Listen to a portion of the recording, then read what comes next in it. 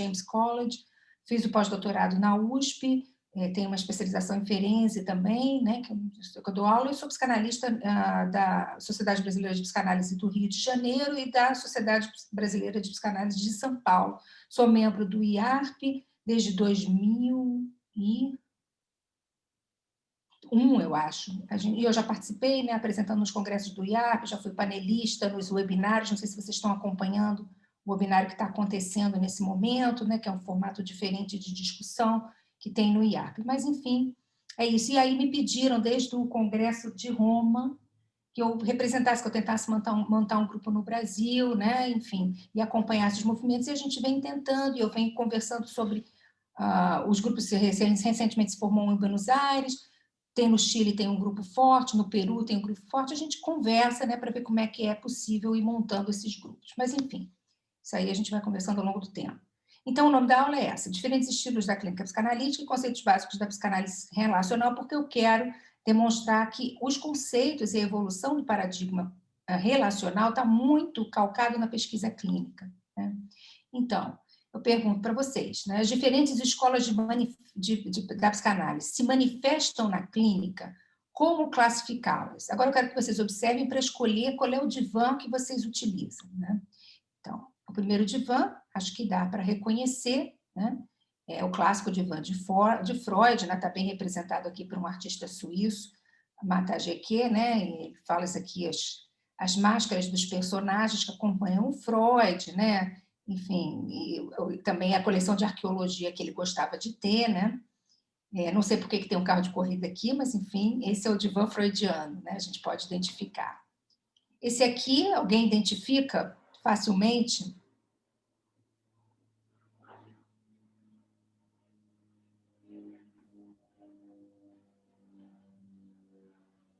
Eu não estou ouvindo vocês, pessoal. Pode botar o som aí. Melanie Klein com seus demônios. Jung. Jung, olha aqui, ó. Aqui a gente tem o Jung suíço, os suíços. Aqui a gente tem uma mandala, tá? E aqui a gente tem os arquétipos, os demônios, né? Os arquétipos móveis, sei lá, né? O inconsciente coletivo, aqui a gente pode dizer. Então, é bem alusivo do Jung, né? Das teorias do Jung. Esse aqui é fácil. Gisele, você devia saber. Eu estou vendo a Gisele aqui, né? Eu devia saber. Ai, que medo. Eu vou chutar o Winnicott. Não. Ferenczi. Por quê? O que a gente está vendo aqui? Análise mútua, né? Então, paciente e analista estão horizontalizados no mesmo consultório. Além do que a gente tem um Freud aqui de Papai Noel, né? A cara do Ferenczi aqui pendurada. Vocês estão vendo? Ou eu preciso destacar? Peraí. Ai, eu vi uma cama de casal. A mutualidade. Aqui a gente tem um Freud, ó, que é tipo um Papai Noel. Aqui a gente tem a cara do Ferenczi, né? Não sei porque tem um rinoceronte aí, não vou saber. Também não sei quem é esse. Vou apertar aqui. Mas são a interpretação livre do artista, né? Agora sim, pessoal. Agora está fácil. Quem é essa? De quem é esse? De quem é esse divã, né? O que a gente tem aqui de interessante? A gente tem... Ai, peraí. Para começo de conversa aqui, desculpe o Adler, né? Aqui a gente tem a própria Melanie Klein, né?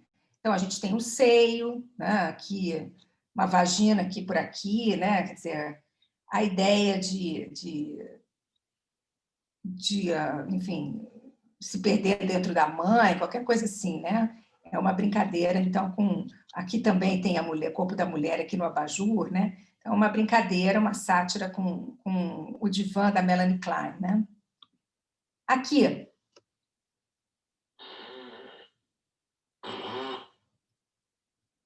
Bom, esse aqui eu acho que é mais difícil, não sei se todo mundo conhece, mas aqui é a ideia do amor materno, né? Como aquele que cuida de tudo. É o Balint, né? Que fala da falha básica, da importância do amor da mãe como curativo, né? Reparador, é uma ideia que ele traz lá do Ferenczi e desenvolve, né? Aqui a gente tem o Winnicott, né? Com os ursinhos, com o acolhimento com as tintas, né? Da brincadeira de criança, né? Aqui, ó. Essa caneta às vezes vai, às vezes não, né? Então, aqui, ó, a gente tem os brinquedos do Winnicott, né? Tem os ursinhos, né? Que é uma simbolização do... Tem o papel para desenhar, com o jogo do rabisco, né? Então, são essas as simbolizações que a gente tem aqui que nos descreve que a gente está falando do divã do Winnicott, né? Esse aqui também eu acho que é uma pegadinha mais difícil para quem não conhece muito da história da psicanálise, mas isso aqui é uma referência ao Maksud Khan, né? Certamente o paquistanês lá, né? Que muito aprontou, mas que também foi um excelente escritor, né? Embora fosse um abusador dos seus pacientes, né? Mas essa é a ideia, né? Meio indiano, meio europeu. Esse aqui é uma ideia do Kohut, né? Os selfies flutuando, né? A grandiosidade, né? Como um pode estar perto do outro, enfim, é a interpretação do autor, né? Aqui é fácil também, vamos lá, isso aqui vocês conhecem. Quem é que vai deitar nesse divã da cama? E a lógica, né? Exatamente, então ele representa essas coisas, né? Esse aqui, não sei se vocês têm muito contato, é o Otto Kernberg, né? Com a ideia do borderline, do esquizoide, das divisões, né? Então, aqui a gente tem a cama dividida, né? Enfim. E, bom, e esse aqui? Alguém reconhece essa série? Bom, essa é uma série de televisão que ficou famosa nos Estados Unidos. Aliás, teve uma outra série de televisão que o psicanalista ficou famoso também, que foi Os Sopranos, né? Mas Os Sopranos era uma representação fiel do analista da IPA, né? Era psiquiatra, era mais contida, etc. e tal, né? Acontece que essa série tem um histórico interessante, né? Porque ela, na verdade, é uma série que foi criada em Israel para imitar a novela brasileira. Só que eles não tinham dinheiro no canal aberto para fazer a produção. Então, eles imaginaram uma produção que seria barata e fizeram uma ideia de apresentar sessões, né? Cada dia seria uma sessão com um paciente. No último dia da semana, o terapeuta vai ao analista e eles se consultaram. Isso é verdade, até porque a tradição relacional, psicanálise relacional, na psicanálise na Israel tem uma representatividade grande, e eles se basearam na psicanálise relacional, né? Na cooperação mútua, enfim, alguns conceitos que a gente vai falar aqui, né? Na interação, né? No autodesvelamento do analista, são alguns conceitos que a gente vai falar aqui. Mas essa é uma série que, incrível que pareça, teve um grande sucesso, né? E ela tem assim algumas situações que são bem locais, mas que foram reproduzidas. Aqui a gente vê o excelente ator que é o Gabriel Byrne, eu gosto dele. É a adaptação que foi feita nos Estados Unidos, né? Aí sim uma grande produção. Foi feita no Brasil também, foi feita em outros países, né? Eles venderam bem esse produtinho aí, que nem Big Brother, né? Mas venderam essa ideia de terapia e uma terapia bastante baseada, né, na ideia da psicanálise relacional, né? Então, o que eu quis mostrar para vocês aqui, para a gente pensar um pouquinho na função heurística da clínica na psicanálise, né? O Joseph Sandler, que é um psicanalista inglês, né, britânico, observa que os psicanalistas fazem uso de teorias oficiais e de teorias implícitas para construir o relato de cada sessão clínica. As teorias oficiais corresponderiam aos conceitos e teorias de autores consagrados no campo, e as teorias implícitas seria como cada psicanalista utiliza as teorias oficiais com seus elementos pré-conscientes e inconscientes. Então, isso quer dizer que, como eu mostrei para vocês nos diferentes divãs, né, a gente tende a ir modificando a teoria, mesmo que a gente queira repeti-la ipsilítere, né? A gente vai ajustando e a gente vai criando novas teorias. Isso faz parte da heurística da psicanálise, né? Então, mesmo, né, na psicanálise mais tradicional, você já tinha esse movimento de ir modificando as teorias, né? Então, as teorias psicanalíticas não podem ser aplicadas de maneira literal, pois correm o risco de se tornar redutoras e de pouca eficácia, uma vez que dependem do contato singular entre paciente e analista. Vocês escutaram na aula passada, né, o Henri falando sobre o histórico da psicanálise relacional, né, da grande diferença que veio com o modelo paradigmático, né, com essa mudança de paradigma na psicanálise, né, mas, na verdade, era alguma coisa que vinha acontecendo. Né? Um dos conceitos do Stephen Mitchell que eu gosto muito é quando ele fala sobre o desenvolvimento torto do edifício teórico da psicanálise, desde do final, né, com Freud, depois com Ferenczi, depois com a diáspora da psicanálise para a Inglaterra e para outros países, foi sendo insertado um eixo relacional. Né? E aí o Stephen Mitchell fala assim, não, mas vem cá, mas se você, então, para dar conta das relações primárias, você começa a falar de um eixo dual, da importância da mãe, e você tenta colocar isso embaixo do edifício teórico, dá um desenquadre, né? Como é que ele fala? Entorta o escopo da arquitetura da teoria. Né? Ele fala em developmental tilt, né? Um desenvolvimento torto. E aí ele começa a pensar sobre essas diferenças, se realmente seria possível encartar ou não, né? Insertar ou não um pilar na base da teoria psicanalítica como concebida por Freud. Né? Eu comparo isso com a função heurística, quer dizer, é uma coisa que vai acontecendo. Mesmo Freud foi mudando várias vezes a teoria dele. Né? Então, a gente tem, desde a criação da psicanálise, diferentes recortes epistemológicos para estudar e pesquisar a psicanálise. Conforme ela foi aumentando, foram se criando também diferentes recortes epistemológicos. Então, primeiro, né, a gente entrava, todo mundo estudava e acompanha os livros de Freud, você fazia um estudo temporal. Né? Então, vinha o Freud, o que o Freud dizia, né? Aí veio o Adler, mas o Adler foi um dissidente, porque ele disse uma coisa diferente. Aí veio o Jung, e aí ele era um dissidente, porque ele vinha uma coisa diferente. Aí veio o Rank, né? O Ferenczi também começou a dizer uma coisa diferente, ele não chegou a fazer uma dissidência, mas também foi apagado. Mas esse era um estudo cronológico das tensões do modelo. Né? Então, você primeiro estudava de tanto a tanto, veio esse e tal. Depois, a psicanálise migrou. Né?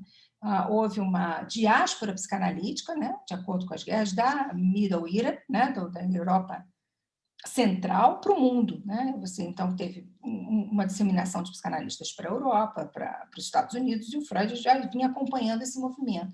Então, os estudos na psicanálise começaram a se agrupar mais geograficamente. Aí vem a era das escolas. Né? Você fala de uma escola inglesa, de autores como Klein, Ferber, Winnicott, Balin, você fala de uma escola francesa, né, que veio até mais tardiamente, porque demorou para entrar a psicanálise na França, porque o Janet tinha uma força grande lá, enfim.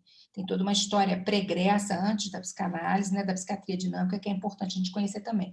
Então, tem o Lacan, a Joyce McDougall, o André Green, tem a escola americana, né, eu acho que o Henry também falou na aula, né, que é o Sullivan, Hartman, Corrut, tem a Karen Horney também, enfim, tem outras, né, do pessoal do culturalismo, e a gente também teve aqui na América do Sul, né, importantes pessoas que desenvolveram teorias muito interessantes e que são até bastante estudadas pelos psicanalistas relacionais, né, porque expandem todo o campo da transferência. Né, nos Baranger, por exemplo, quando a gente fala uma teoria de campo, né, o Hacker estuda várias formas de contratransferência, o Blair também vai dar uma importância ampliada, não só à contratransferência, mas como isso transforma a relação. Né? E o Blair também sempre muito preocupado com o social, né? Como a gente expandia a psicanálise para um uso mais ampliado fora do consultório. Né?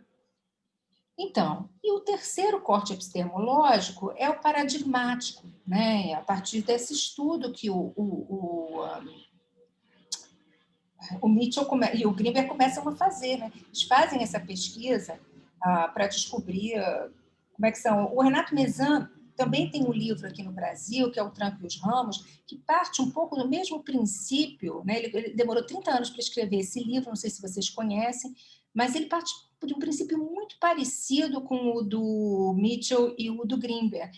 Ele diz assim, gente, como é que teorias tão diferentes podem pertencer à psicanálise? Ele conta, não sei se vocês leram, mas é muito interessante, ele conta no prefácio do livro que ele teve uma análise, ele teve uma análise lacaniana, e depois ele teve uma análise lacaniana, e ele disse, olha, as duas foram ótimas, só que não poderiam ser coisas mais diferentes. Né? Então ele começa uma pesquisa, e ele chama, então, o livro dele de O Tronco e Seus Ramos, né? E ele vai percorrendo isso, ele usa até a ideia de paradigma, né?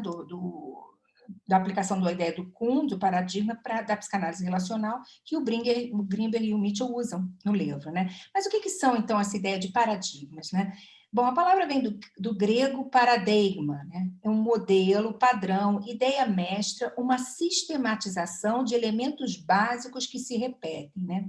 O Thomas Kuhn, que aplica a ideia de mudanças de paradigma às ciências como processo evolutivo, né? Por meio de pequenas sistematizações que, em algum momento, promovem uma ruptura de um modelo e o estabelecimento de um novo paradigma, né? Então, o Grinberg e o Mitchell mostram isso, né? Mostram que foi se desenvolvendo um modelo relacional até o ponto que já não era mais possível, de acordo com eles, manter, né, o modelo pulsional como um modelo clássico, né, e único da psicanálise, né? Então, em 1983, 2 autores publicam o livro Relações Objetais na Teoria Psicanalítica, revisam as diferentes teorias psicanalíticas a partir, então, desses 2 diferentes paradigmas, aqui só fazendo um resumo, né? Eu acho que a gente já cobriu isso, mas é bom lembrar, né? Então, eles fazem uma comparação entre o que eles chamam de estrutura pulsional e estrutura relacional, né?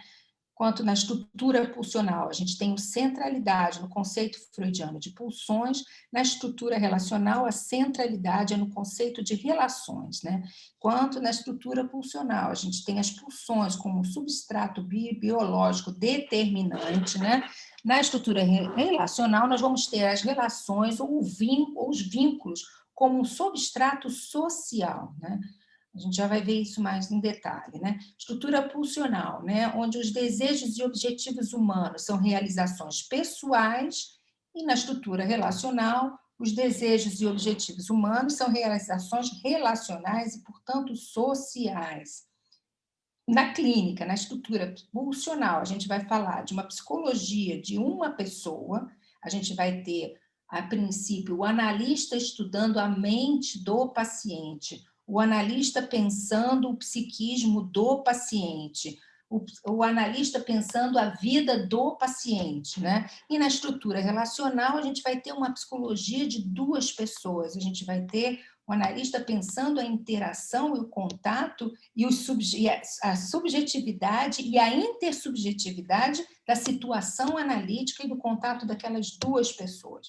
Então, muda muito o foco de investigação. A gente parte de lugares diferentes na clínica, quando a gente começa a observar, né, esse percurso relacional, né? Então, a psicanálise relacional, uma perspectiva alternativa que considera as relações com os outros, não as pulsões, como matéria-prima da vida mental.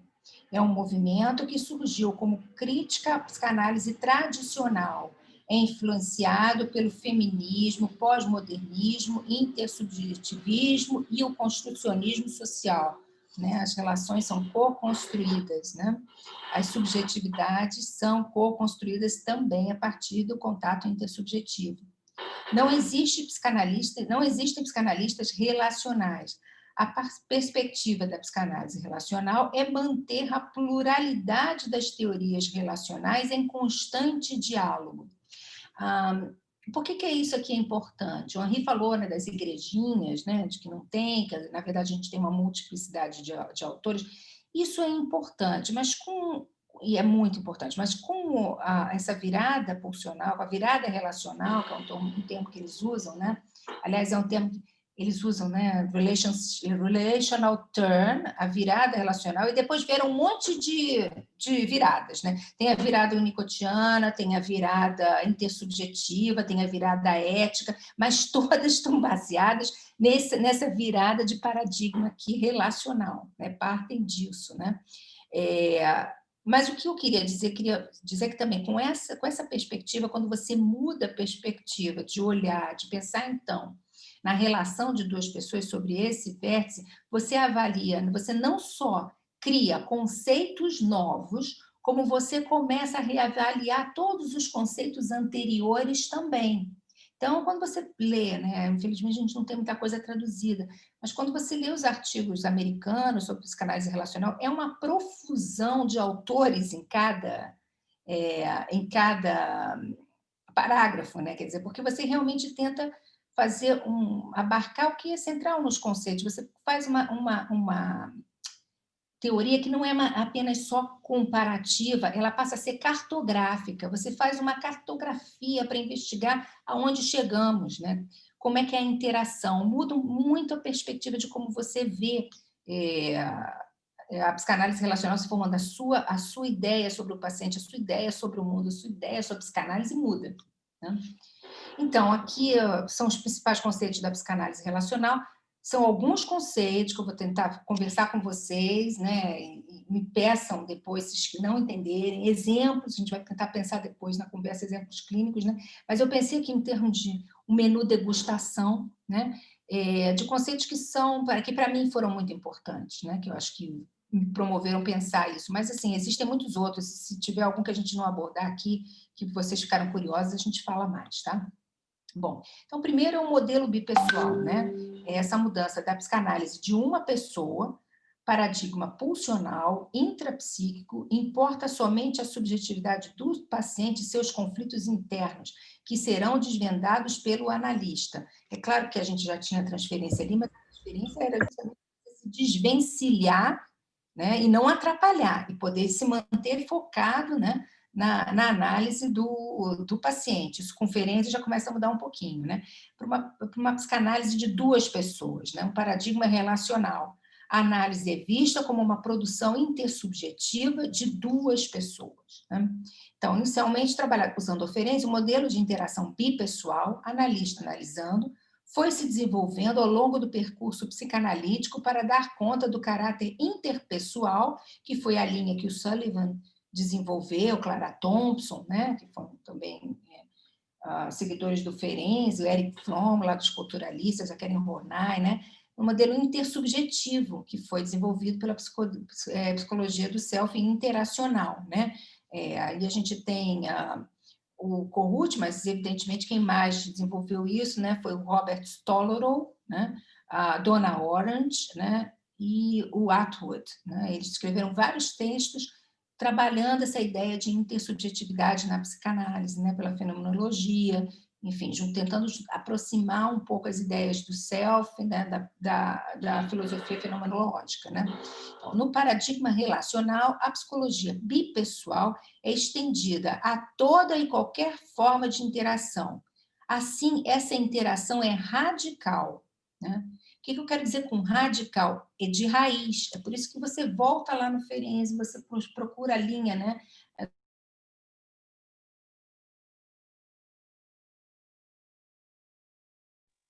Denise?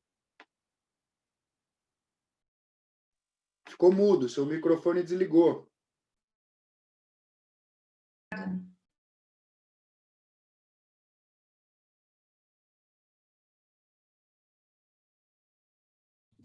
Estão me ouvindo? Isso, agora sim. Eu fui censurada? Espero que não, né? Acho que fui eu que fui apertar um botão aqui.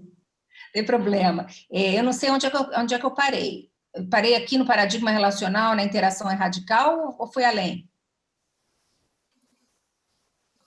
Exatamente no radical você estava, falando da radicalidade dessa interação. É que, na verdade, o que eu quero chamar a atenção de vocês, que quando eu falo que a interação é radical, é que ela perpassa, né, temporalmente, interconceitos. A gente vai desde o Ferenczi lá buscar isso, né, e vai traçando essa mudança aos poucos, né? Então, e desde o nascimento do bebê, né, que é uma coisa que a gente vai conversar daqui a pouco, mas o que eu quero, quando eu falo assim que a interação é radical, é que ela é radical mesmo, ela é integral, ela está lá desde o princípio e antes, né? Então, é no encontro, na interação, que está a raiz do desenvolvimento humano, psicológico, fenomenológico, neuronal, na interação mãe-bebê e nas relações sociais. Então, recentemente, né, a Adrienne Harris, junto com o Aaron Lewis, que faleceu há pouco tempo, fizeram um livro, né, falando sobre a tradição, né, recolhendo textos, republicando textos, pedindo que as pessoas comentassem os primeiros textos que fizeram sobre a psicanálise relacional. E ela, então, faz um conceito, né, que eu acho muito interessante sobre a psicologia bipessoal. conceito de uma psicologia bipessoal, que foi primeiro falado por Model, em 1984, situa a relacionalidade, foi um livro que o Mitchell escreveu e desenvolveu esse conceito em 2000, né? Então, situa a relacionalidade humana como inata, um contexto essencial para a formação de representações internas e sistemas não simbólicos de significação da própria experiência de interação. É uma afirmação da Adrienne Harris muito interessante, porque ela estava no começo do movimento, né, em 2000 e tudo mais, e o próprio Mitchell, eles eram muito radicais sobre o construcionismo social das relações, né? E justamente nesse livro, né, no livro da relacionalidade, que o Mitchell faz um pouco uma revisão disso, né? E eles vão colocando cada vez mais, até com a Jessica Benjamin, as pesquisas, né, também biológicas, as pesquisas neurológicas, né, sobre essa interação. Então, ela diz, né, no prefácio do livro, eu acho muito interessante, que não é o ego, não é a pulsão, nada disso é inato, mas a capacidade para relacionalidade é o que a gente tem de mais humano, né? E elas se mostram também de formas não simbólicas, né? Então, a interação é inevitável, é um pouco isso que ela está falando, né? E aqui eu coloco para vocês um pouco só para vocês verem aqui, né? Um pouco isso aqui, bibliografia, né? Já ter uma ideia de onde eu estou tirando isso. Bom, então, o segundo conceito, né, que eu acho importante a gente conversar é sobre a matriz relacional, né? A matriz relacional foi o segundo livro do Mitchell, então, depois do livro que ele escreveu com o Greenberg, que ele começa a tentar estabelecer os conceitos, né? Alguns conceitos para a psicanálise relacional, e ele tem que fazer isso dessa forma radical, né? Integrando várias fontes e várias ideias e vários autores, né? Então, ele determina, né, ou propõe, né, que a matriz relacional é formada por 3 polos, né? O polo do self, o polo do outro e o polo interacional. Indica a constante dinâmica entre a vida intrapsíquica e intersubjetiva, né? Aqui tem a influência do pragmatismo americano do Sanders Peirce, né? Qualquer interação ocorrerá dentro desta matriz. É interessante porque, de uma certa forma, ela substitui o édipo, né? Mas ainda continua fazendo uma dimensionalidade para esse encontro, né? Então, aí você tem o interpretante, o objeto representante. Esse era o modelo do Peirce que ele adota, então, para a matriz relacional, né? Então, é o conceito proposto por Mitchell que define um modelo para pensar a estrutura vincular nos seres humanos, envolvendo uma tensão dialética entre relações de objetos e relações interpessoais, entre o intrapsíquico e o interpsíquico. De forma mais simples, nós, seres humanos, nascemos e vivemos em relação, desde as primeiras interações precoces, sejam elas pré-natal, sejam elas perinatal, sejam elas pós-natal, né? Nossa história de vida pessoal é inseparável dos contextos sociais, culturais, familiares em que estamos incluídos. Eu me lembro que quando eu estava fazendo doutorado, né, e estava entrando na moda esse pessoal todo, tinha uma palavra que eles não paravam de falar, que era o embedded, né?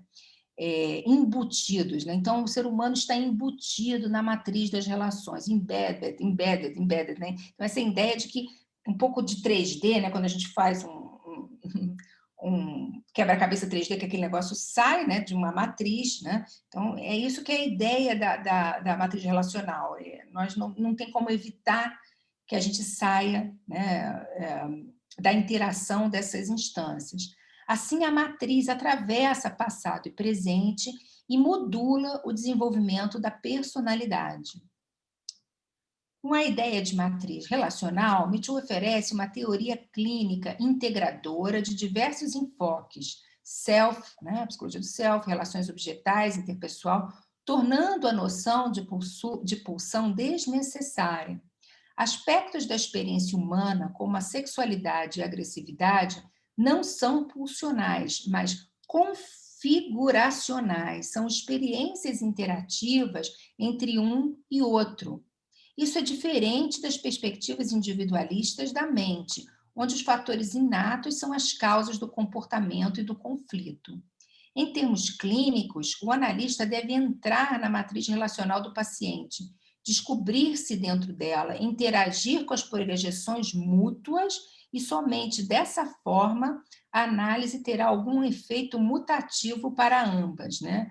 E aí tem uns conceitos, a borda íntima, que é um conceito da Ehrenberg que eu gosto muito, né? Que fala da onde a gente está mais ativo, né? Quer dizer, tem uma borda relacional onde a gente transita quando a gente está na interação, né? Se a gente consegue chegar, né, mais próximo, mais íntimo dessa borda, né?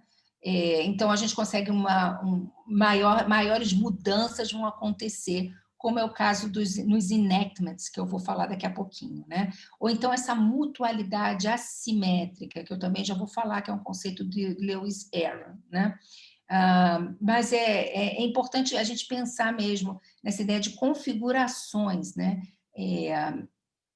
Que também daqui a pouquinho a gente vai falar mais, mas a ideia de configurações, quer dizer, as relações que a gente estabelece, elas ficam como configurações possíveis relacionais. Então, em análise, ou na vida mesmo, né, a gente vai, com um acúmulo de outras experiências, transitando entre essas diferentes configurações. É um pouco a ideia, né, das janelas do computador, que a gente abre uma, fecha uma, e a gente interage com aquela janela que a gente abriu, né? Então, essa é a ideia configuracional. Bom, mutualidade assimétrica. Partindo da ideia de Ferenczi, de mutualidade, diálogo de inconscientes, Aaron Lewis desenvolve alguns conceitos importantes para a psicanálise relacional a partir do entendimento de que o paciente apreende a realidade subjetiva do analista, tanto como o analista apreende a realidade subjetiva do paciente. Mas cabe ao analista entender os processos inconscientes e intersubjetivos das interações. Isso cria uma área relacional de tolerância que permite que o analista e paciente horizontalmente possam elaborar suas observações da matriz relacional, sem tirar a responsabilidade do analista de manter a assimetria. O Lewis foi uma pessoa muito importante no desenvolvimento da psicanálise relacional, foi durante muito tempo diretor do pós-doutorado da New York University, onde tem, né, várias... onde foi a primeira vez que formaram um núcleo para estudar psicanálise, pesquisar psicanálise relacional. Ele morreu, né, felizmente, ano passado, ano retrasado. Agora eu não sei porque a pandemia me confundiu. Mas, enfim, foi alguém que produziu muito em termos de edição, em termos de tudo, e ele também tem... ele trouxe o Ferenczi... Quando o Mitchell... Por que eu falo tanto Ferenczi? Porque quando o Mitchell escreveu em 1983, foi publicado o livro dele com Grinberg, ainda não se tinha... ainda não tinha ocorrido o renascimento de Ferenczi, né, que foram quando se publicaram o Diário Clínico e a correspondência. E o Lewis trouxe, né, o Ferenczi para os Estados Unidos, possibilitando, na verdade, que fosse outra vez expandido para o mundo, né? Então, o Henri gosta muito de dizer, quando eu falo do Ferenczi, ele brinca e fala assim, é o vovô, aquele sotaque bonitinho dele, né? É o vovô da psicanálise relacional, né? E o Aaron aqui resolve um problema, né? Porque as pessoas criticavam muito o Ferenczi por causa da análise mútua, é um erro realmente, assim, não dá para você... A experiência de análise mútua do Ferenczi, uma paciente dele, Elizabeth Severo, ela se analisava, depois ele deitava no divã e ela analisava ele. Foi um desastre. Então, ele chama a atenção, né, de que a mutualidade existe sim, mas é uma mutualidade assimétrica, onde é importante, né, que o analista permita, né, que exista uma horizontalidade, mas que guarde, que cuide do enquadre, para que não machuque o paciente, né, porque não machuque os dois, na verdade, né? Então, é um cuidado. Bom, reconhecimento mútuo. Ui, gente, ficou faltando um aí, me desculpe. Bom, segundo Jessica Benjamin, o elemento central da intersubjetividade é a capacidade de compreender e assumir que o outro é um sujeito igual em seu próprio direito de existir. O reconhecimento mútuo começa a emergir na interação do bebê com a mãe, onde é possível observar a reciprocidade e influência mútua. Jessica Benjamin é uma psicanalista americana que também feminista, enormes contribuições para a psicanálise relacional. Ela tem um livro belíssimo que se chama The Bonds of Love, né?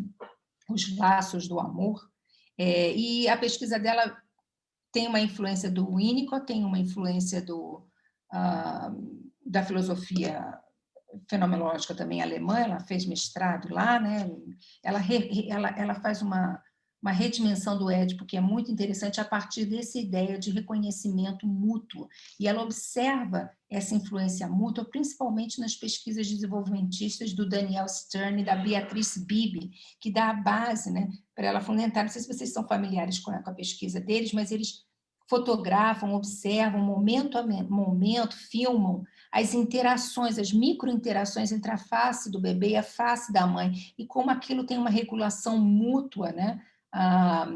Bastante milimétrica, né? Você vê a face mudando. Então, eles começaram a estudar essas interações, né? Como é que esse vínculo é feito, o que precisa. Quando uma mãe se afasta, acontece, né? Tem bebês que rejeitam a mãe, né? Então, eles tentam mostrar que isso é uma falha na interação, né? E parece uma ideia muito simples, mas muito difícil de provar, né? Então, eles tornam, então, a pesquisa psicanalítica como uma coisa importante. Uma das brigas boas, né, dentro de um congresso de psicanálise foi entre o Daniel Stern e o André Green, né? O André Green achava que pesquisa científica na psicanálise era o fim. Então, eu achava que o André Green não gostava realmente dos americanos para nada, né? Mas é uma discussão interessante, né? Quer dizer, será que a gente pode avançar sem realmente pensar que a gente pode ter um campo de pesquisa científico na psicanálise, né? Menos especulativo, tentar provar essas teorias que parecem tão claras na clínica, né? Então, o progresso das relações sujeito-objeto, complementariedade própria das relações de domínio e submissão, é a dinâmica mais prevalente nas relações primitivas. Uma relação, até o desenvolvimento de uma relação sujeito-sujeito, que se desenvolve somente se a capacidade de reconhecimento do outro se estabelecer. Então, o que ela diz o seguinte? Ela, observando o modelo, né, do Hegel, de escravo, né, amo, ela diz que a relação mãe-bebê é muito parecida, que primeiro, nas primeiras relações primevas, elas têm um componente sobre domínio e submissão, né? A mãe se submete ao bebê, o bebê se submete à mãe, assim são as experiências. E que o desenvolvimento normal, na verdade, é que haja uma condição de reconhecer o outro no seu próprio direito de existir. Então, reconhecer a mãe como uma pessoa que tem uma independência, uma autonomia. O Winnicott fala sobre isso, né? Do alívio que é para o bebê saber que a mãe sobrevive às fantasias de destruição do bebê, né? E que é um sujeito no seu próprio direito de ser, né? Isso é um amadurecimento próprio, né, para o indivíduo, né? Então, para Benjamin, a capacidade de chegar a reconhecer o outro em seu próprio direito de existir, capaz de ser um centro independente de experiências, é o fator que implementa a igualdade, que torna a experiência de sintonia afetiva e tolerância com as diferenças, né? Uma capacidade de experiência de sintonia afetiva e tolerância capaz de tolerar as diferenças possíveis, o que alarga o potencial interativo. A partir deste conceito, Benjamin desenvolve seu próprio conceito de terceiro analítico. O terceiro surge do reconhecimento de uma experiência dual própria entre paciente e analista, e também o conceito de terceiro moral, que é um trabalho coletivo de reconhecimento social que pode ser feito nas situações de conflito e de guerra. Quer dizer, tentar alargar essa ideia de reconhecer o outro, né, no seu próprio direito de existir, sem precisar destruí-lo. Enfim, são os trabalhos muito interessantes, né? E a grande frase dela é que ela subverte, então, né, onde o ego está, o id deve ficar, e ela diz, onde estava o objeto, os sujeitos devem ficar. E aqui a gente tem também um pouco das referências, né, The Bonds of Love, que é um livro maravilhoso, né, em termos de feminismo também, An Outline of Intersubjectivity, que ela tenta desenhar essa teoria de reconhecimento, né, mútuo. E aí a gente vai para o self múltiplo, né, que é uma noção desenvolvida também pelo Mitchell, né. Podemos ser diferentes dependendo das interações que estabelecemos e dos contextos construídos por estas interações. Múltiplos selves ou múltiplos estados de self, né, como fala o Sullivan, são configurações de estados do eu. Sob a perspectiva da multiplicidade, a experiência subjetiva do eu inteiro, único e coeso, é uma ilusão. É criada por uma habilidade de resistir em um estado meu enquanto observo outros, o que Bromberg chamou de standing in spaces, mantendo-se entre espaços, e Pfizer chamou de building bridges. Então, nessa época, nos anos 80, psicanálise relacional, construtivismo social, pós-modernismo, tudo é construído, muito na moda estudar os estados lá, que antes eram as personalidades múltiplas, eu estudei isso, minha tese foi sobre isso, sobre o fenômeno da dissociação. Eles refazem esse conceito e eles dizem, então, que agora a gente não tem mais personalidade múltipla, temos um distúrbio de identidades dissociadas, né? Que se dissociam em função do trauma, então uma não tem conexão com a outra. E aí as feministas, né, várias delas, começam a dizer, mas gente, olha só, o mundo é assim, nós somos múltiplos, nós não somos um só. Essa ideia de contínuo, uma ideia aí vai do capitalismo, né, da necessidade de ser autônomo, independente, de ser único, é uma discussão, eu até vi uma discussão ferrenha sobre isso, né, sobre dois conceitos na psicanálise. Até então se entendia o self, né, um estado coeso do eu próprio, né, como um self estratificado, entendido pela psicanálise clássica, né, uma herança do Krafft-Ebing, como uma área de mim que se desenvolve por estratos ou camadas, como uma cebola, possuindo um núcleo comum e único.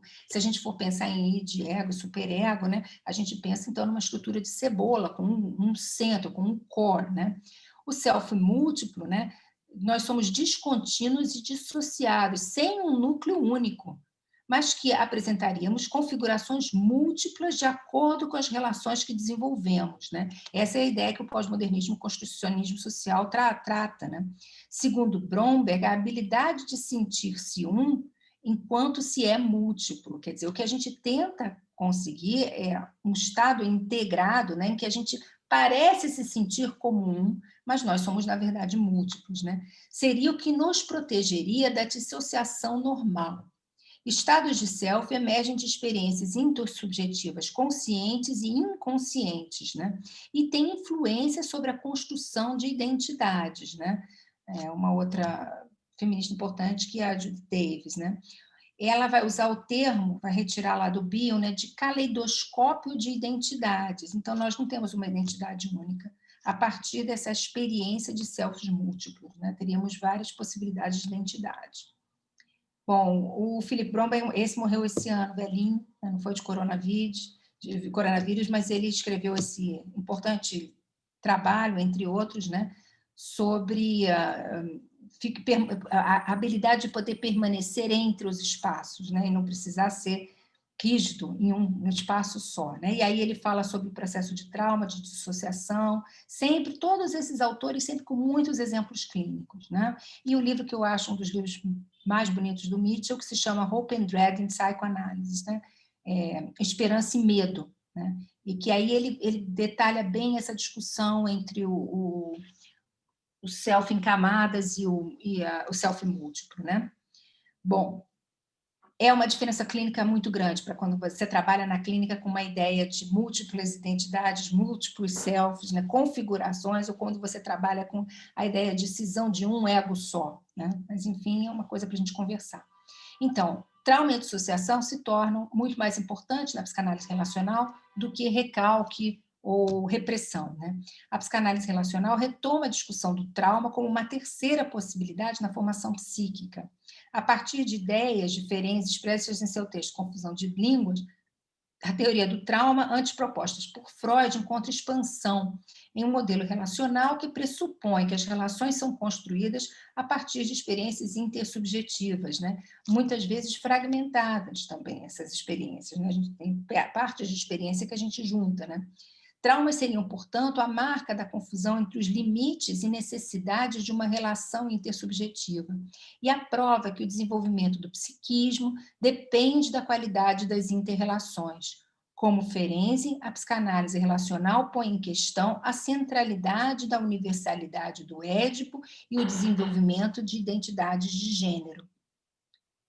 Bom, como eu disse para vocês, a gente já está acabando, tá, pessoal? Prometo, né? Como eu disse para vocês, muitos conceitos, né, da psicanálise clássica são retomados e repensados. A transferência é certamente um dos maiores deles, né? Transferência não é apenas uma repetição de um padrão do passado, mas também é uma co-construção de projeções. O paciente projeta no analista, o analista seleciona de acordo com sua experiência e com a experiência do que está vivendo com o paciente, para então formar um entendimento do que é transferido. Dessa forma, tanta transferência deixa de ser uma reação do analista à transferência do paciente e passa a ser um catalisador para a análise. Enactments passam a ser entendidos como produções conjuntas, mútuas, inconscientes da dupla analítica. São reações coproduzidas na análise que encobrem significados inconscientes a serem explorados. Os enactments são padrões inconscientes que se encenam na relação dual pelo analista e pelo paciente. Muitas vezes são iniciados pelo analista. O aspecto central do enactment é uma mudança no set interno do analista, sentido como uma quebra desse set, uma ruptura, que provoca uma mudança estética na relação terapêutica, quando o paciente e analista conseguem se liberar de repetições de padrões inconscientes através da elaboração contida no enactment. Novos significados ganham consciência e podem ser trabalhados sob os papéis transferenciais que assumem. Esse conceito foi primeiro elaborado por um americano chamado Theodore Jacobs. O enactment, tem um psicanalista, não sei se vocês conhecem, Roosevelt Cassola, que escreveu extensivamente sobre o enactment, né? O enactment, em seu aspecto comunicativo, costuma vincular atualizações nas transferências, traumas, repetições, processos mentais muito primitivos, e desta forma acontece uma espécie de formação de compromisso, né? Ao mesmo tempo, elementos são revelados, outros são escondidos, né? Isso poderia revelar um aspecto resistencial que é elaborado através do enactment, né? Ele é diferente da atuação, porque a atuação antes era considerada como uma produção do paciente ou do analista. Aqui não, o enactment é sempre relacional, né? Colocar em cena alguma coisa que estava se formando na relação, né? É anterior mesmo à transferência ou contra-transferência, né? Qualquer transferência ou contra-transferência já é resultado de algum enactment. O enactment pode ser aberto, uma atuação do analista, por exemplo, atrasar-se para a sessão, ou silencioso, uma formação de compromisso. Algo perturba a dupla, por exemplo, a doença de um analista, que isso não é discutido, né? Bom, esse aqui é um dos conceitos, é o último que a gente vai trabalhar hoje, e é um dos conceitos mais, vamos dizer assim, controversos, né? O analista fala, self-disclosure, ou autorrevelação. O analista fala abertamente das associações que lhe são provocadas pelo paciente. O contrato entre duas pessoas na análise provoca o analista. A atenção é dada à borda íntima, momento a momento. O paciente percebe as reações do analista tanto quanto o bebê percebe as da mãe. Paciente e analista trazem essas percepções para a análise. Paciente e analista são encorajados a falar sobre toda e qualquer reação que o encontro em análise provoca. O analista não é anônimo, participa e se expressa a todo momento. Nesse sentido, a autorrevelação do analista é uma ferramenta clínica que consiste em comunicar ao paciente um conteúdo emocional, ideacional, simbólico, que pode ser retirado de sua própria experiência pessoal. E, em geral, isso ocorre naturalmente, né? Mas nunca foi considerado como uma ferramenta clínica a ser observada no campo, né? Então, existem descrições que, às vezes, ninguém fala, mas você diz assim, meu analista contou para mim que fez isso, que foi naquele lugar, e meu analista está falando dele. Isso acontece, mas você tem que levar a sério, né? Isso pode ser uma coisa útil a ser utilizada, né? Na análise.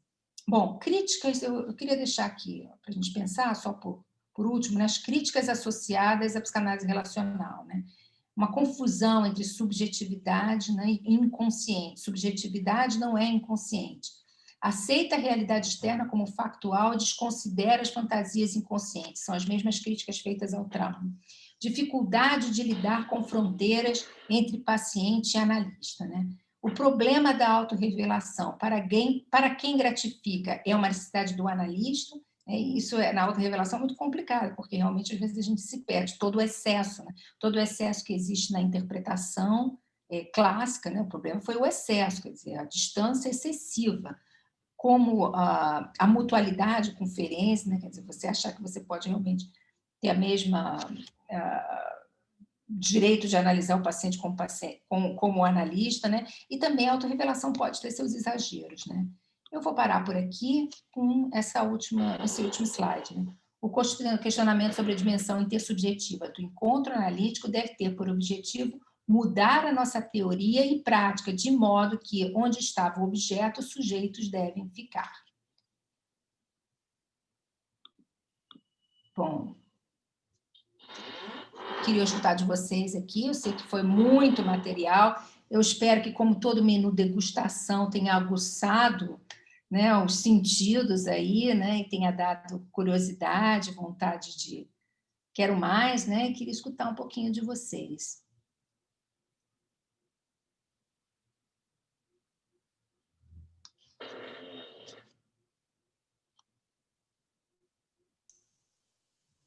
Olá, boa noite. Você vê? Agora eu sou o Paulo, é meu alter ego. Quer dizer, um dos meus selves, né? O self múltiplo. É Paulo Pimentel, mas na verdade eu sou Cláudio Bax. Aconteceu que, enfim, coisas inexplicáveis da era moderna. Enfim, então muito obrigado, Denise. Muito bom, muito bom. Como continuidade da apresentação do Henry, né? Tá muito bom. Eu queria dizer, por exemplo, como é que se operacionaliza, né? No quarto encontro eu vou trazer um caso clínico justamente de um enactment. Porque uma coisa é a gente ver a teoria e outra coisa é ver como é que se desenvolve, não é? Assim, um trabalho, um fenômeno desses, né? Então, Claudinho, se apresenta, por favor. que? Se apresenta. Você é Cláudio Vax, de São Paulo, né? Cláudio Vax, São Paulo. O que mais? Internacional, que a gente estudou junto, né? Fala você então, vai, me introduz. Não, o Cláudio é um querido, um colega aqui, fez parte do nosso grupo aqui em São Paulo. Ele vai, a gente estudou, né, profundamente essas coisas, lemos esses textos durante anos.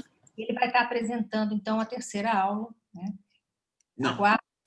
A quarta aula. Aguardem, porque ele é bastante vivo, né? Uma psicanálise viva que o Cláudio faz para a gente, né? Que merece aí nossa atenção. A Liana que está aqui também vai dar a terceira aula, né? Denise, para você falar mais devagar. Ok, querido. Sempre. Material. Cidade. Bom, enfim, mas obrigado pela apresentação.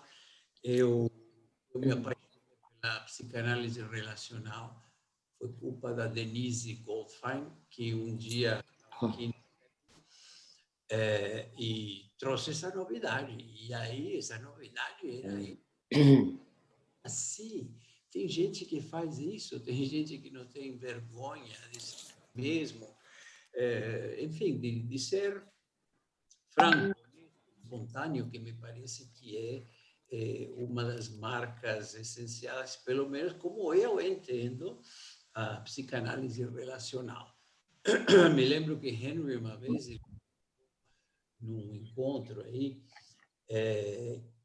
que, enfim, que são muito poucos os analistas atualmente que estão dispostos a abrir a intimidade do trabalho clínico, né? Ainda temos esse inconveniente de achar que, imagina se eu vou falar o que aconteceu na minha sala com o meu paciente. Não, eu vou ser trucidado, assim, tipo, vou ser banido da comunidade. Então, eu faz muito tempo que não tenho essa vergonha, não tenho, enfim, Mas na psicanálise relacional sei lá, me ajudou a poder ter um marco,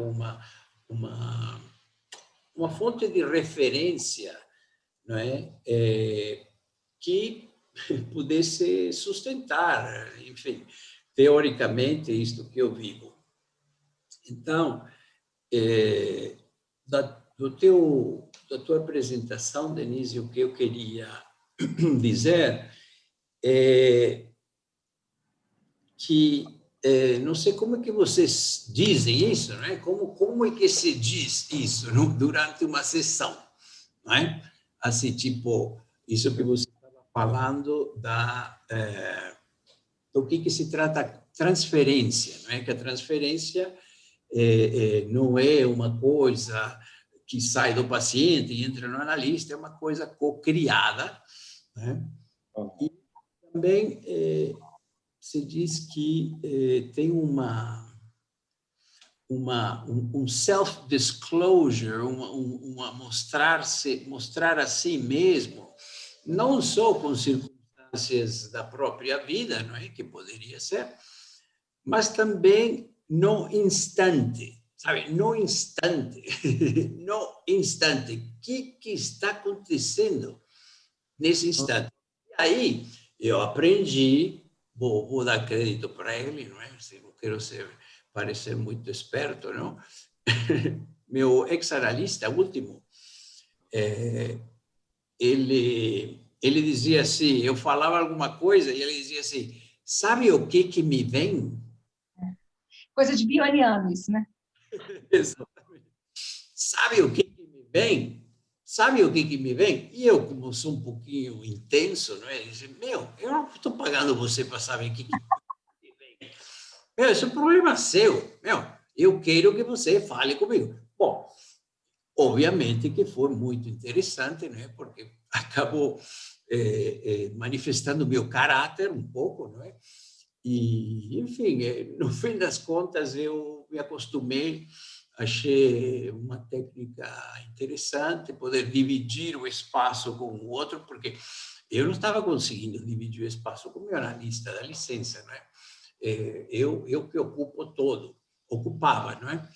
Porque me fez muito bem essa análise. Então, Permissão para passar um pouquinho a palavra para os outros, apesar de que eu estou adorando o que você está falando, mas vamos ver se tem calma, mais gente para falar. aí vai passar, ok? A gente tem até as 8h30. Eu comecei a falar, vou falar até as 8h20 só. Então vai, ué. Não, deixa eu terminar, então. O que me vem, né? E uma outra coisa que eu queria dizer que se desenvolve um dialeto, um idioma, enfim, uma maneira de se expressar muito típica da dupla analítica, sabe? Assim, que é uma marca, não é? Que, de repente, o paciente vem e a gente já entra nesse registro. Então, se alguém mais quiser falar... Então a gente volta para você, porque você tem coisa muito interessante para falar. Oh, você cortou meu barato. Estava muito bem, agora não falo mais. Tá bom. Fala na tua aula. Vou falar na minha aula. Alguém que não está acostumado com a gente aqui, né? Que dá uma impressão para a gente, né? Do que apareceu, o que surge, o que vem para vocês. Né? Bem,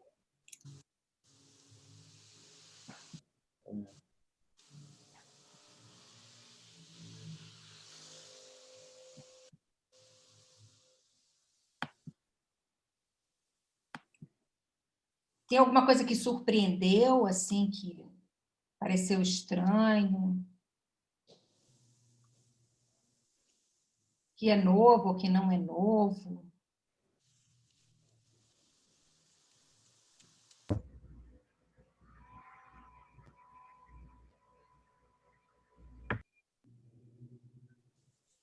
Tá vendo? Eu inibi todo mundo. Pessoal, quem quiser fazer a pergunta pelo chat também, quem não sentir a vontade de falar, pode fazer, né?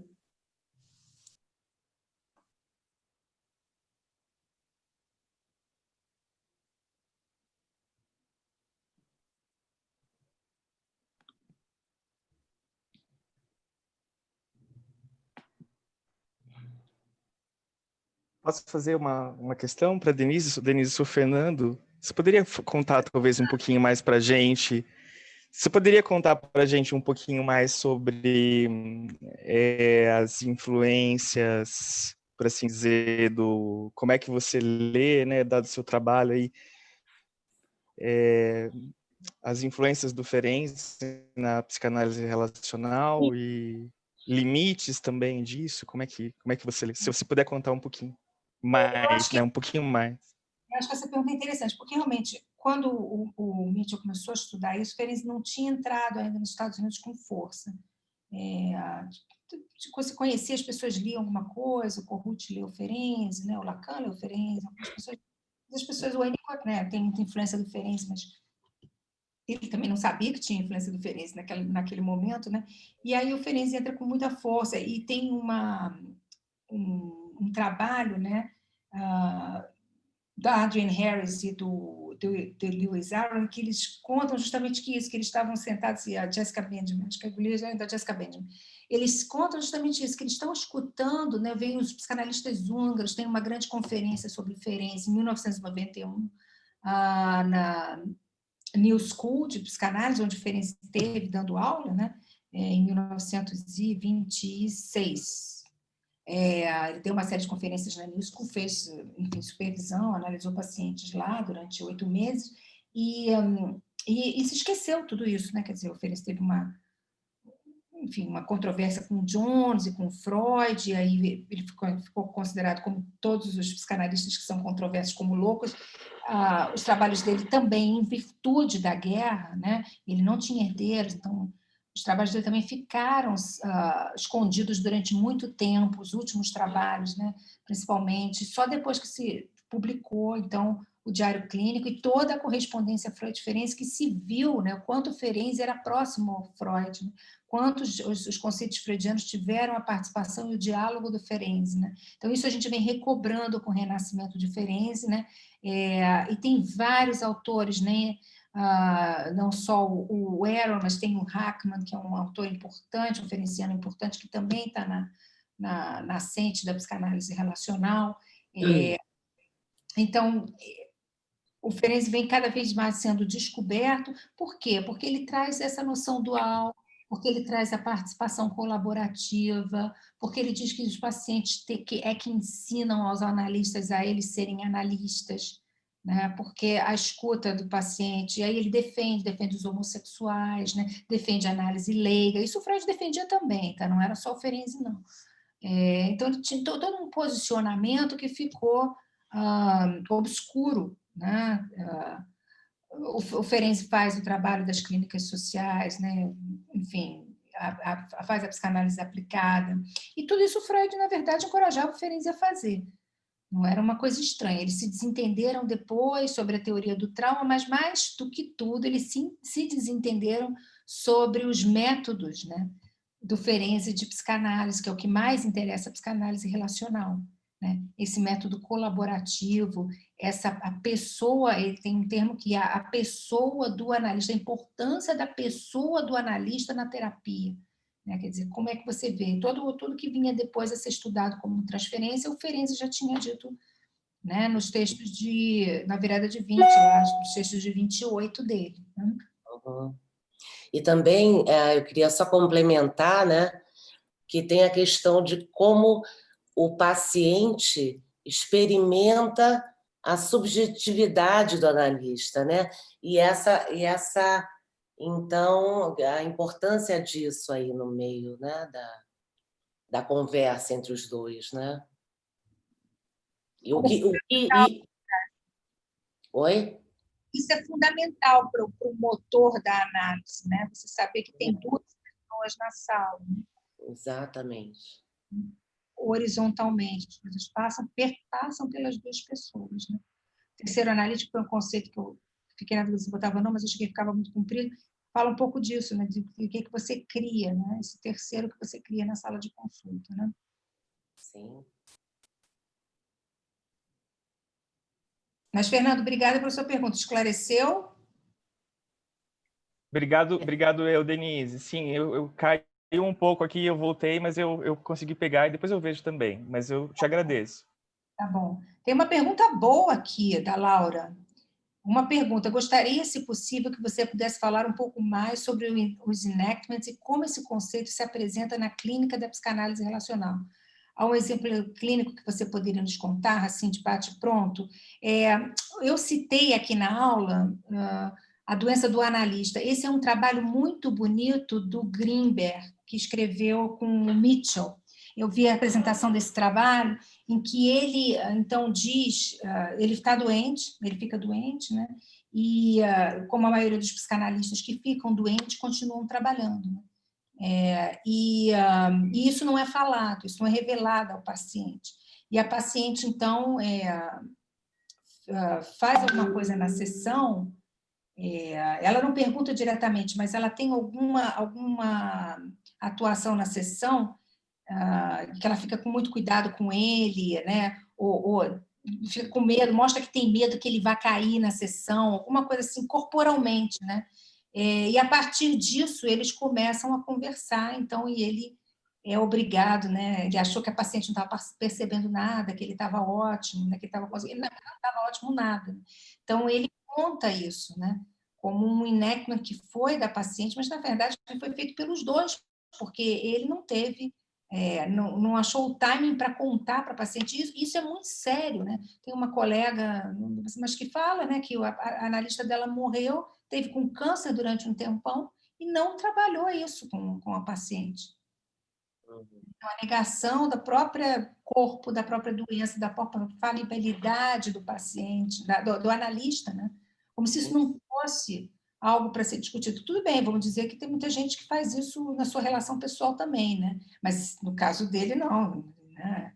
Ou no caso de alguém que está com tratamento de câncer, está se tratando. Existem gente que nega, mas por que se você fala em família, você trata na vida, você não vai achar que isso não está presente, né? Na sessão de análise. Então, isso sim seria um enactment silencioso no sentido de que alguma coisa do silêncio, não da atuação, né? Mas que estava presente na sessão. Né? E tem psicanalistas que argumentam, não tem que falar nada. Eu me lembro que eu era jovem, tinha um psicanalista que falava, não, eu me atraso, eu não falo nada para o paciente, não peço desculpas, não falo nada, porque vou ver como é que ele vai reagir. Quer dizer, né? Então, assim, tem algo da hipocrisia que o Ferenczi fala. O Ferenczi fala muito da hipocrisia do analista, né? Não se haver com a verdade, né? Do que o paciente está percebendo também, né? O cachorro gostou disso aqui, parece, reagiu. Laura, foi? Você quer mais alguma coisa ou esclareceu? Márcia Coutinho está me perguntando aqui sobre o estado de multiple self, né? Vou explicar para você. Eu acho que é um bom exemplo para isso. É o seguinte, você está dirigindo o seu carro, embora a gente agora nem dirige mais o carro, está nem mais na moda, mas vamos dizer que você está dirigindo o seu carro e você está indo para o consultório e acaba indo para a praia. Pô, mas você estava indo para o consultório. Quem estava dirigindo o meu carro? Então, assim, é um estado de dissociação não necessariamente patológico, mas que são os atos falhos, mas assim, é um estudo sobre as cisões, né? Quem tem autonomia, é um outro conceito que é muito discutido, né? Sobre mim nesse momento, né? Como é que eu não percebi? O que estava ali? Quem é que estava dirigindo? Qual é o meu desejo, né? Então, esses são os estados de múltiplo self. Aquela história um exemplo que o Bloomberg dá, né, no livro dele, acho que o Mitchell também fala, é a ideia de hoje, o paciente que chega e fala assim, hoje eu não estou me sentindo como eu mesmo. Estou estranho, estou me sentindo uma outra pessoa. Né? Então, assim, essa ideia de estranhamento, que a gente às vezes sente essa descontinuidade, né? Você quer fazer uma coisa e não consegue, ou você está sentindo, né, uma vítima e você não está com isso. Enfim, são esses estados que a gente entra, né, de se sentir um outro dentro da gente mesmo, né, que é o que o Brumer chama para essa atenção, né, de standing in spaces, né, quando você está transitando entre diferentes estados de eu. Isso é muito útil na análise, em vez de você ficar procurando uma conexão do paciente, né, ele simplesmente vê o outro, né? Vamos procurar isso, né? Não ficar procurando a conexão, mas a desconexão. Que novas partes do paciente ele está mostrando para você? Então, esses são os estados múltiplos de self. Nós não precisamos ser coesos o tempo todo, né? Aqui no Brasil, né? Carnaval, né? Todas essas coisas de você poder se fantasiar, ter liberdade para ser um outro, né? Os transformistas, né? Os drag queens, enfim. Só queria também falar sobre, por exemplo, essa questão dessa pandemia, quer dizer, que essa dimensão, né, também aparece relacionada a fatos externos, fatos reais, que causam, então, um estranhamento de você em relação a você mesmo, né? Como é que é isso, né? Eu estou isolado, não posso sair, não posso... Simplesmente tem um bicho que, se eu sair, vai me pegar e vai me matar. Então, quer dizer, tem uma... Para além, né, assim, dessa coisa mais, vamos dizer assim, inconsciente, né? Eu acho que tem também algo aí, eu acredito que também seja inconsciente, mas que faz você se estranhar, né, às vezes, né? Eu poderia falar uma coisa, era justamente em cima disso, quando ela falou, né? Você está indo para o consultório, de repente você está na praia. E aí seria um exemplo de um outro self que está ali, não é patológico, e que a psicanálise tradicional chamaria um inconsciente, né? Mas ainda não foi falado, e eu não conheço bem como a psicanálise relacional lida com esse conceito, né, de inconsciente. Quer dizer, eu acho que é uma outra coisa, não sei, é apenas uma coisa que eu acho, que não é uma questão do inconsciente, não se trata disso, se trata de um self múltiplo que está ali, quer dizer, ele pode ser inconsciente só no seguinte sentido, acho eu, que num momento é um self que está ali consciente, os outros estão, digamos, dormindo, né? E, sei lá, pode ter uma palavra melhor. E num outro momento, esse que está dormindo acordou, né? Relacionalmente, né? Por coisas que aconteceram, ou também cronologicamente, né? Quer dizer, numa época da vida, um dos múltiplos selfs pode estar mais atuante, né? Ou numa sessão, um dos múltiplos selfs do paciente ou do analista está mais atuante. Noutra sessão pode ser outro, depende do jogo ali, né? É isso, gostaria de ter uma resposta. Parecida, porque é isso mesmo, assim, não, inconsciente para a psicanálise relacional existe, mas o que a gente observa são as manifestações desse inconsciente, né? Na verdade, o Freud também eram as evidências da existência do inconsciente, eram as manifestações. E essa é uma manifestação importante, não porque ficou simplesmente, claro, eu preferia a praia, naquele momento eu queria ir à praia, não queria ir para o consultório. Não, de repente eu queria ir ao consultório e queria ir à praia também. Assim, né? O que facilitou a emergência disso é algo para a gente ser conhecido. Então, é um outro linguajar, é uma outra forma de colocar, é mais expandido. Lembrar para vocês que uma das definições que eu coloco aqui, né, que o Mitch usa, que a gente usa também, é que o paradigma relacional é um paradigma alternativo, né? É claro que no começo tinha muito essa história de não, vamos ser só pulsão, não sei mais o que não. O que eles dizem é o seguinte, olha, isso aí são configurações, tudo certo, não tem, né? Mas, assim, aqui, se a gente trata de uma coisa expandida, de uma coisa alternativa, a gente vê quais são as várias cartografias possíveis, né? Não é só que o ato falho, né, é uma manifestação de um desejo inconsciente proibido. Não, né? Ele é formativo, ele está o tempo todo comigo, né? Ele é formativo das minhas ações, de quem eu sou, de como eu me manifesto no mundo, de quem vai aparecer na relação com X, Y, Z, dependendo dos dispositivos de interação. então se torna mais complexo, né?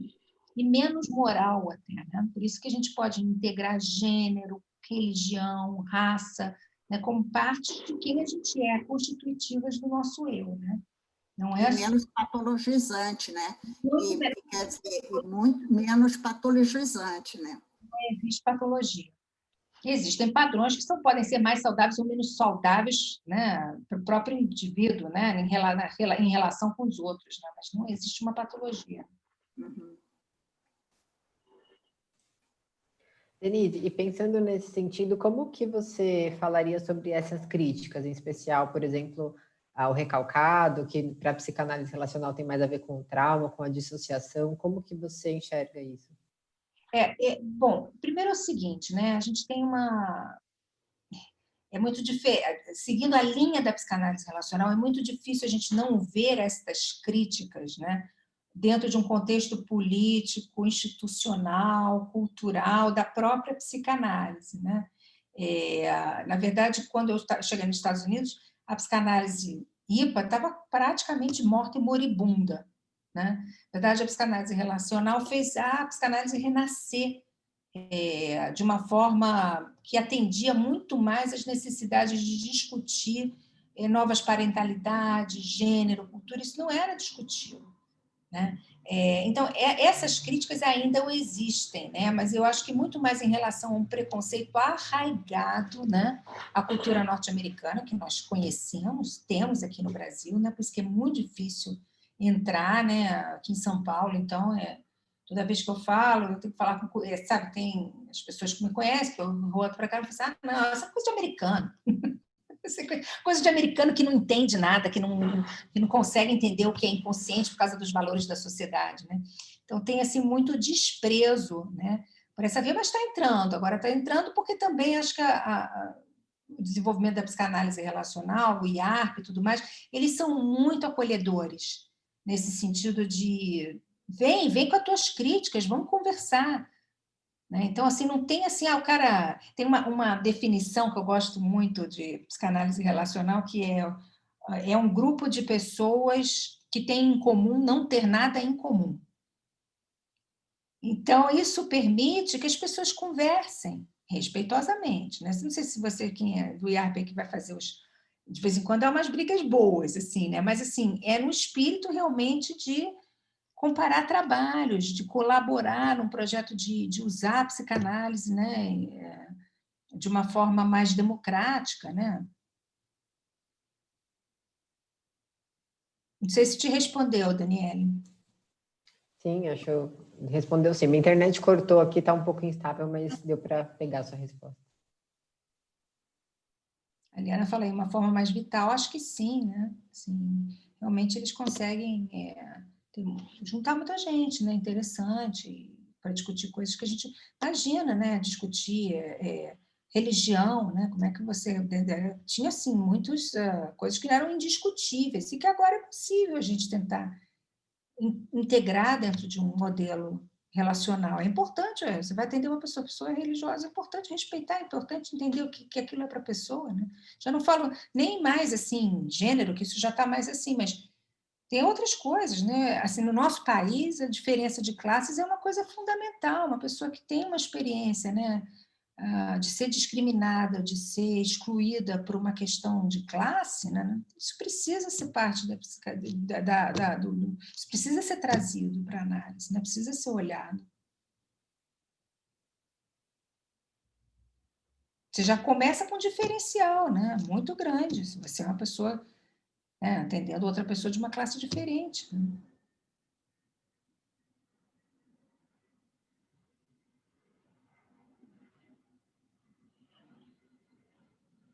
Bom, acho que a gente já chegou aqui, né, ao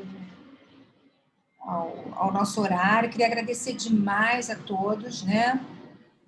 Espero que tenha sido, sei que é muito material sempre, né? O Cláudio Ebica, que eu falo muito rápido, mas é uma oportunidade da gente poder conversar um pouquinho, poder explicar com calma, né, os conceitos. E se ficar alguma dúvida, né, estamos aí no grupo, vocês podem mandar, né, a Daniela certamente tem meu contato aí, dar perguntas, dúvidas. Próxima aula é da Liana. Liana quer falar um pouquinho, quer dar um briefingzinho? Eu vou falar bem rapidinho. Então, eu vou falar sobre os principais pensadores, né, escritores, mais da primeira geração ali, que começaram conjuntamente com Mitchell, né? Então, eu vou falar assim, da onde, que eixo que eles vieram, né? Da onde eles vieram, né? Não vieram do nada, estavam lá batalhando, né? Já há algum tempo. Falar assim, eixo de pensamento de uma forma reduzida, assim, não vou entrar, né, nas ideias todas, né, das pessoas, mas as ideias principais. Vou passear por alguma bibliografia, produções mais importantes desses autores. Então, acho que vai ser bem legal, que vocês vão poder olhar, né, enxergar aí de que produção a gente está falando, né? O que eu achei legal na aula que a Helena está preparando é que tem uma questão dessa cartografia mesmo, né, de você localizar de uma forma mais ampla. Então, pessoal, não percam a aula da Liana, né? Fiquem aqui, depois a do Cláudio, vocês já viram ali que o Cláudio é puro entretenimento, além de ser muito articulado e falar devagar, né? Então, a gente vai continuar aí na aula e desejamos, né, Daniela, transmita, por favor, os nossos votos, né? Pronto restabelecimento para o Henri, né? Estamos todos esperando por ele, ele fez muita falta, né? Gostaria que ele estivesse aqui. Tá bom? Sim. Todos. A aula vai ficar gravada, depois eu mando para todos por e-mail, tá bom? Tá joia. Daniela, obrigada. Obrigada, pessoal. Boa Obrigada noite. a todos. Obrigada, Denise. Obrigada, pessoal.